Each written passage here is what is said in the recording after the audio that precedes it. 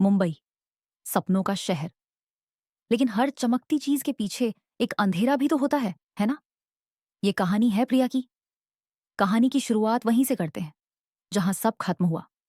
ताजलैंड्स and, Bandra. समंदर के किनारे खड़ी ये शानदार इमारत आज रात सितारों से नहीं, कॉरपोरेट जगत के बड़े बड़े नामों से जगमगा रही थी। मौका था बिजनेस टाइकून अवार्ड्स का। हवा में महंगी परफ्यूम और जीत की महक घुली हुई थी। और उसी भीड़ में, एक कोने में, प्रिया खड़ी थी। उसने एक खूबसूरत सी नीली साड़ी पहनी थी, लेकिन उसकी आंखों में एक अजीब सी खामोशी थी। वो यहां थी, पर जैसे थी ही नहीं। तभी मंच पर नाम पुकारा गया, और इस साल का innovator of the year award जाता है मिस्टर विक्रम देसाई को। तालियां गूंज उठी। एक लंबा, बेहद हैंडसम और आत्मविश्वास से भरा शख्स विक्रम मंच की तरफ बढ़ा। उसने माइक थामा, अपनी जीत की ट्रॉफी को देखा और मुस्कुराया। उसकी नजर भीड़ में प्रिया को ढूंढ रही थी। जब उनकी आंखें मिली, विक्रम ने आंख मारी। प्रिया का दिल जैसे किसी ने मुट्ठी में भींच लिया हो। विक्रम ने बोलना शुरू किया, दोस्तों, ये अवार्ड सिर्फ मेरा नहीं है। ये मेरी मेहनत का, मेरी रातों की नींद का नतीजा है। ये जो प्रोजेक्ट अद्वैत आप देख रहे हैं, ये मेरा सपना था। भीड़ में किसी ने वाह वाह किया। प्रिया की आंखें बंद हो गईं। प्रोजेक्ट अद्वैत, एक क्रांतिकारी डिजाइन कॉन्सेप्ट। वो डिजाइन जिसे प्रिया ने अपनी रातों की नींद खराब करके अपने स्केचबुक के पन्नों पर उतारा था। वो सपना जो असल में प्रिया का था। विक्रम, उसका पति, उसका सब कुछ, आज उसी सपने को अपना बताकर दुनिया के सामने खड़ा था। पार्टी खत्म होने के बाद पार्किंग लॉट में प्रिया ने आखिर अपनी चुप्पी तोड़ी। विक्रम, आपने ऐसा क्यों किया? उसकी आवाज कांप रही थी। विक्रम, जो अपनी मर्सिडीज का दरवाजा खोल रहा था, हंसा। क्या किया डार्लिंग? अवार्ड जीता, तुम्हें खुश होना चाहिए। ये मेरा काम था। प्रिया की आवाज में आंसू नहीं, एक ठंडी सी आग थी। वो सारे डिजाइन मेरे थे। विक्रम का चेहरा पल भर में बदल गया। वो मुस्कुराता हुआ चेहरा एक पत्थर के नकाब में बदल गया। वो प्रिया के करीब आया, इतना करीब कि प्रिया को उसके महंगे कोलोन की महक आई। तुम्हारी हिम्मत कैसे हुई? उसने फुसफुसाते हुए कहा, पब्लिक में मुझसे सवाल करने की? तुम हो क्या? एक मामूली सी डिजाइनर, जिसे दुनिया में कोई नहीं जानता। मैंने तुम्हें एक पहचान दी है, तुम विक्रम देसाई की पत्नी हो, बस। लेकिन ये, शट अप! विक्रम गर्जा। ये सब मेरा है। ये अवार्ड, ये शोहरत, सब मेरा है। और तुम? उसने प्रिया की बाह को जोर से पकड़ लिया। तुम सिर्फ मेरी हो, एक खूबसूरत ट्रॉफी। और ट्रॉफी अलमारी में अच्छी लगती है, जबान चलाते हुए नहीं। उसने प्रिया को कार में लगभग धकेल दिया। उस रात घर वापस आते हुए मरीन ड्राइव पर गाड़ियां हाँ दौड़ रही थीं, लेकिन प्रिया के अंदर सब कुछ थम गया था। ये पहली बार नहीं था जब विक्रम ने उसे छोटा महसूस कराया था, लेकिन आज उसने प्रिया से उसका वजूद ही छीन लिया था। ये सिर्फ एक थप्पड़ नहीं था जो गाल पर पड़ता है, ये आत्मा पर पड़ा थप्पड़ था।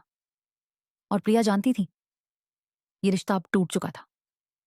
1 साल बाद, पुणे, एक छोटा सा घर, बारिश की बूंदें खिड़की से टकरा रही थी। प्रिया अपने छोटे से कमरे में खड़ी बाहर देख रही थी। पिछले 6 महीने से वो अपनी माँ शांति जी के साथ यहीं पुणे में रह रही थी। शांति जी चाय का कप लेकर आई। बेटा, कल की तारीख है, तू ठीक तो है ना? प्रिया मुड़ी। उसकी आंखों में अब वो डर नहीं था। हाँ माँ, मैं बिल्कुल ठीक हूं। शांति जी ने उसका हाथ थामा। बेटा, मुझे माफ कर दे। मैं ही तुझे हमेशा कहती रही कि एडजस्ट कर ले, कि मर्द ऐसे ही होते हैं। काश मैंने तुझे पहले ही समझ लिया होता। प्रिया ने माँ के हाथ पर अपना हाथ रखा। गलती आपकी नहीं थी माँ, आपने मुझे घर जोड़ना सिखाया था, लेकिन मुझे घर तोड़ना सीखना पड़ा। प्रिया को अपनी शादी का पहला दिन याद आ गया। विक्रम से उसकी शादी एक अरेंज मैरिज थी। विक्रम एक बड़ा बिजनेस एम्पायर संभालता था, और प्रिया एक उभरती हुई आर्टिस्ट थी। शादी की पहली रात जब विक्रम कमरे में आया, तो उसने फूलों की सजावट या प्रिया के घूंघट पर ध्यान नहीं दिया। उसकी नजर प्रिया के हाथ में मौजूद स्केचबुक पर पड़ी थी। ये क्या है? उसने पूछा था। मेरी डिजाइन बुक, प्रिया ने शर्माते हुए कहा था। विक्रम ने वो बुक ले ली और पन्ने पलटने लगा। हम इंटरेस्टिंग, तुम में टैलेंट है, शादी के बाद इसे बंद मत कर देना। प्रिया को लगा था कि उसे दुनिया का सबसे समझदार पति मिला है। शुरुआत के कुछ महीने सपनों जैसे थे। विक्रम उसे खूब प्यार करता, लेकिन धीरे धीरे प्रिया को एहसास होने लगा कि विक्रम का प्यार कंट्रोल का दूसरा नाम था। पहले उसने प्रिया के कपड़ों पर टोकना शुरू किया, ये रंग तुम पर अच्छा नहीं लगता। फिर उसके दोस्तों से, ये लोग तुम्हारे स्टैंडर्ड के नहीं हैं। और फिर उसने उसके काम पर कब्जा करना शुरू किया। प्रिया, ये डिजाइन बहुत अच्छा है, मैं इसे अपनी अगली प्रेजेंटेशन में आइडिया के तौर पर इस्तेमाल कर लूं।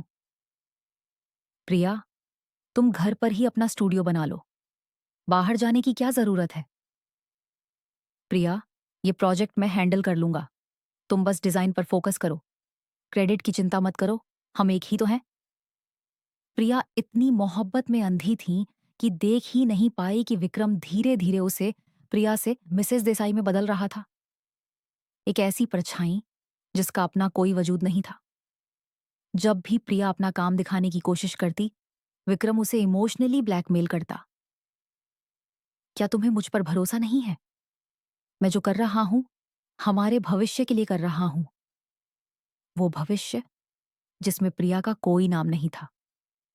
और फिर वो रात आई, वो अवार्ड नाइट, जब प्रिया को एहसास हुआ कि विक्रम ने उससे सिर्फ उसका काम नहीं, उसकी आत्मा ही चुरा ली थी।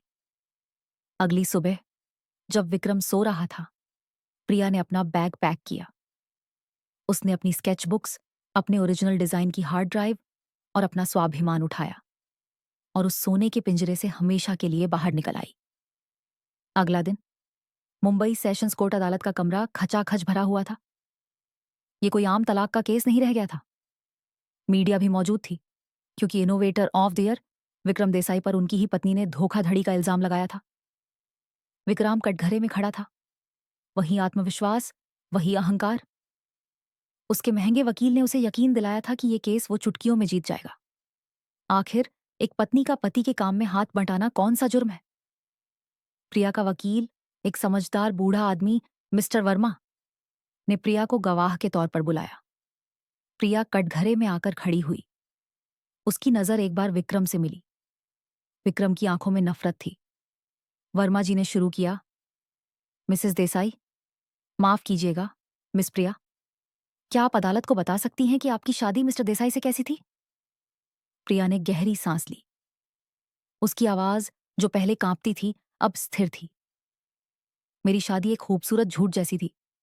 बाहर से सब परफेक्ट था, एक अमीर पति, एक बड़ा घर, पार्टियां, लेकिन अंदर ही अंदर मैं हर रोज मर रही थी। विक्रम का वकील फौरन खड़ा हुआ। ऑब्जेक्शन, योर ऑनर, ये भावनाओं की जगह नहीं है, हम यहां फैक्ट्स पर बात करने आए हैं। जज ने वकील को बैठने का इशारा किया। उन्हें बोलने दीजिए। प्रिया ने बोलना जारी रखा। जज साहब, ये सिर्फ एक तलाक का केस नहीं है, ये मेरी पहचान की लड़ाई है। विक्रम देसाई ने मुझसे सिर्फ मेरी खुशी नहीं छीनी, उसने मुझसे मेरा काम, मेरा हुनर, मेरी पहचान छीन ली। ये सब बकवास है। विक्रम कटघरे से ही चिल्लाया। तुमने मेरी मदद की क्योंकि तुम मेरी पत्नी थी। चुप रहो विक्रम। प्रिया की आवाज अदालत में गूंज उठी। मदद और चोरी में फर्क होता है। अदालत में सन्नाटा छा गया। जज साहब, प्रिया ने कहना शुरू किया, जब मेरी शादी हुई, मैं एक आर्टिस्ट थी, मेरे सपने थे। लेकिन मेरे पति ने मुझे यकीन दिलाया कि मेरे सपने उसके सपनों से बड़े नहीं हो सकते। उसने मुझे घर की चारदीवारी में कैद कर दिया। वो मुझे एक आइडिया के लिए कहता और मैं उसे 10 देती थी। वो उन्हें हमारी जीत बताता था। लेकिन जब अवार्ड लेने की बारी आई तो मंच पर सिर्फ वो खड़ा था और मैं उस भीड़ में तालियां बजाने के लिए खड़ी थी। विक्रम का वकील हंसा। आपके पास इस बात का क्या सबूत है कि वो डिजाइन आपके थे? ये वो पल था जिसका प्रिया को इंतजार था। सबूत? प्रिया मुस्कुराई। मिस्टर वर्मा। वर्मा जी ने जज को एक हार्ड ड्राइव और कुछ पुरानी फटी हुई स्केचबुक्स दी। जज साहब, वर्मा जी ने कहा, इस हार्ड ड्राइव में प्रोजेक्ट अद्वैत के ओरिजिनल डिजाइन हैं, जो मिस्टर देसाई के कंप्यूटर में जाने से 1 साल पहले की डेट पर सेव किए गए थे। और ये स्केचबुक्स ये प्रिया जी के कॉलेज के दिनों की हैं, जिनमें अद्वैत का बेसिक कॉन्सेप्ट मौजूद है। विक्रम का चेहरा सफेद पड़ गया। लेकिन सबूत यहां खत्म नहीं होते, प्रिया ने कहा। मेरा सबसे बड़ा सबूत खुद मिस्टर देसाई के पिता हैं। अदालत में फिर हलचल हुई। प्रिया ने दरवाजे की तरफ देखा। विक्रम के पिता मिस्टर देसाई सीनियर एक व्हील चेयर पर अदालत में लाए जा रहे थे। वो एक भले और उसूलों वाले आदमी थे, जो अपने बेटे की हरकतों से तंग आकर कंपनी से रिटायर हो गए थे। उन्हें गवाह के कटघरे में लाया गया। मिस्टर देसाई, वर्मा जी ने पूछा, क्या आप इन डिजाइन्स को पहचानते हैं? मिस्टर देसाई ने कांपते हाथों से स्केचबुक को छुआ। उनकी आंखों में आंसू थे। हाँ, उन्होंने धीमी आवाज में कहा, ये प्रिया बिटिया के हैं। मैं अक्सर उसे रात रात भर अपने स्टूडियो में इन पर काम करते देखता था। विक्रम ने मेरे बेटे ने मुझसे कहा था कि वो प्रिया को सरप्राइज देना चाहता है, उसे एक बड़ा आर्टिस्ट बनाना चाहता है। वो रुके और फिर विक्रम की तरफ देखकर बोले, मुझे नहीं पता था कि मेरा बेटा इतना बड़ा धोखेबाज निकलेगा। उसने सिर्फ अपनी पत्नी को नहीं, अपने बाप को भी धोखा दिया है। अदालत में जैसे भूचाल आ गया हो। विक्रम अब कांप रहा था। डैड, आप आप ये क्या कह रहे हैं? सच कह रहा हूं, मिस्टर देसाई गरजे। जज साहब, इस लड़की ने हमारे घर को अपनी कला से भर दिया था और मेरे नालायक बेटे ने इसकी कला को ही बेच खाया। फैसले का दिन जज ने अपना चश्मा उतारा। यह अदालत इस नतीजे पर पहुंची है। कमरा बिल्कुल शांत था। मिस्टर विक्रम देसाई पर अपनी पत्नी के इंटेलेक्चुअल प्रॉपर्टी, बौद्धिक संपदा की चोरी का इल्जाम साबित होता है। उन्हें प्रोजेक्ट अद्वैत से मिला सारा मुनाफा और अवार्ड तुरंत वापस करना होगा। इसके अलावा अदालत मिस प्रिया को मिस्टर विक्रम देसाई से तलाक की इजाजत देती है। जज ने प्रिया की तरफ देखा। मिस प्रिया, कानून के हिसाब से आप अपने पति की आधी जायदाद की हकदार हैं। सबकी निगाहें प्रिया पर टिक गईं। विक्रम भी घूर रहा था। उसकी आंखों में अब सिर्फ हताशा थी। प्रिया ने माइक को अपने करीब किया। शुक्रिया, योर ऑनर, लेकिन मुझे इस आदमी का एक पैसा भी नहीं चाहिए। वो विक्रम की तरफ मुड़ी। मुझे वो चाहिए जो मेरा है। मेरा नाम। वो जज की तरफ वापस मुड़ी। मैं बस इतना चाहती हूं कि आज के बाद प्रोजेक्ट अद्वैत को प्रयास अद्वैत के नाम से जाना जाए, और मैं चाहती हूं कि मिस्टर देसाई सार्वजनिक रूप से एक प्रेस कॉन्फ्रेंस में ये स्वीकार करें कि ये डिजाइन उन्होंने मुझसे चुराया था। ये एक ऐसी साथी जो विक्रम को उम्र भर सालती।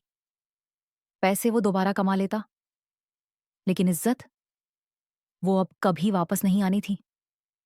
अदालत से बाहर निकलते वक्त प्रिया अकेली नहीं थी।